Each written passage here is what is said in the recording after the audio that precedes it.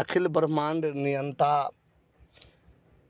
अनादि राम की कृपा सभी मित्रों पर बनी रहे, यही हमारी मंगल कामना है।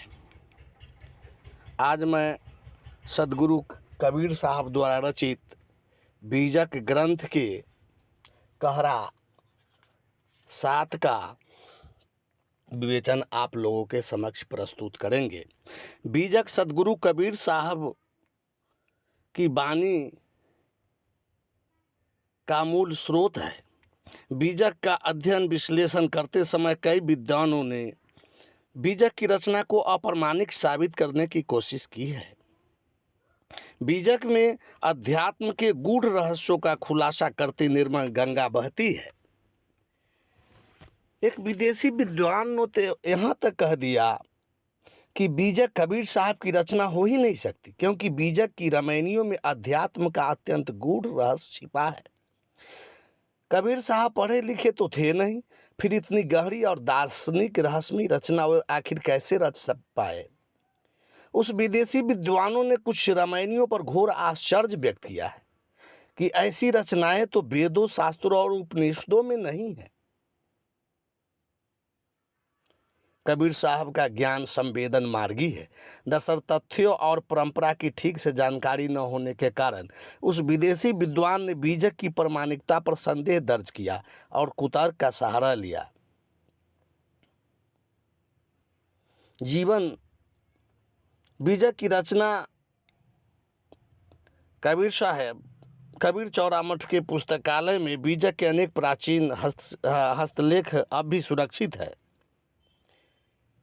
बीजक की रचना भी यही हुई थी और यहीं से उसका प्रचार प्रसार भी हुआ। बीजक कबीर चौरा का पाठ प्रामाणिक संस्करण है। तो आइए सद्गुरु कबीर साहब द्वारा रचित कहरा 7 का विश्लेषण हम आपके समक्ष रखते हैं। कबीर साहब कह रहे हैं इस कहरा के माध्यम से, रहु सांभरे राम विचारे, कहता हूँ जो पुकारे हो, अमूर मुराए फूली कै बैठे, मुद्रा पहिरी मंजूषा हो, तही ऊपर किछु छाड़ लपेटे, भीतर भीतर घर मूसा हो।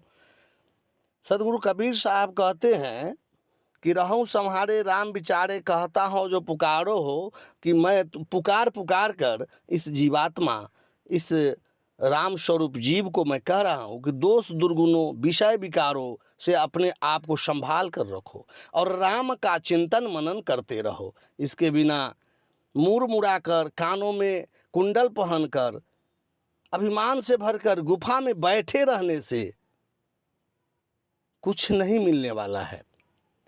मुड़ मुड़ाए फूली के बैठे, मुद्रा पहिरी मंजूषा हो, तेही ऊपर किछु छाड़ लपेटे, भीतर भीतर घर मूसा हो।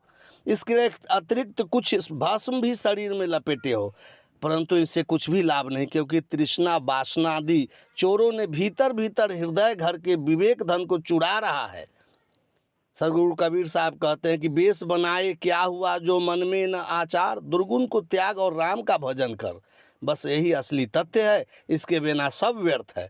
सदगुरु कबीर साहब इस कहरा के माध्यम से आगे कहते हैं कि गांव बसतु है गर्भ भारती, बाम काम हंकारा हो, मोहन जहाँ जहाँ ले जाई है, नहीं पति रहल तुम्हारा हो, माज मझरिया बसै सो जाने, जन हुई हैं सो थीरा हो, निर्भय भय तहं गुरु की नगरिया, सुख सेव दास कबीरा हो।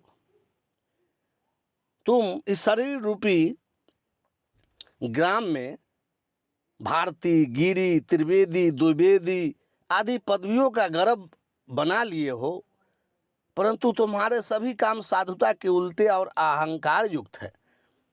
मोहित करने वाले काम वासनादि यमराज तुम्हें जहाँ तहाँ विभिन्न जोनियों और नरकों में ले जाएंगे, तब तुम्हारी प्रतिष्ठा कुछ नहीं रह जाएगी। जो बीच हृदय में बसने वाले चेतन राम को जानता है, वही जन स्थिर, सुखी और शांत हो जाता है। सदगुरु कबीर साहब कहते हैं कि समस्त प्रपंचों दुखों से निर्भय होकर सुखपूर्वक गुरु ज्ञान की नगरिया में स्थित हो जाओ। माझ मझड़िया बसै सो जाने, जन होई हैं सो थीरा हो, निर्भय भय तह गुरु की नगरिया, सुख सोवे दास कबीरा हो। साधु वेश बनाने से क्या होगा यदि साधुता विरुद्ध आचरण और अहंकार हो। याद रखो, मोक्ष का कारण साधु वेश नहीं, सद्ज्ञान है। सद्ज्ञान में ही स्थिति दुर्गुणों को त्यागे बिना संभव नहीं है। अतः पाप वासना दोष दुर्गुणों का परित्याग कर सद्गुरु के ज्ञान नगरिया में निवास कीजिए, यानी सद्गुरु के शरण में जाइए और विषय विरक्ति निरहंकारी ज्ञानी बातें एवं आत्मनिष्ठ उनसे शिक्षा ले और उसे पालन करे। इसलिए भेष बनाने से कुछ नहीं होगा। तो आगे मैं अगले कहारा का विवेचन अगले कड़ी में करूँगा।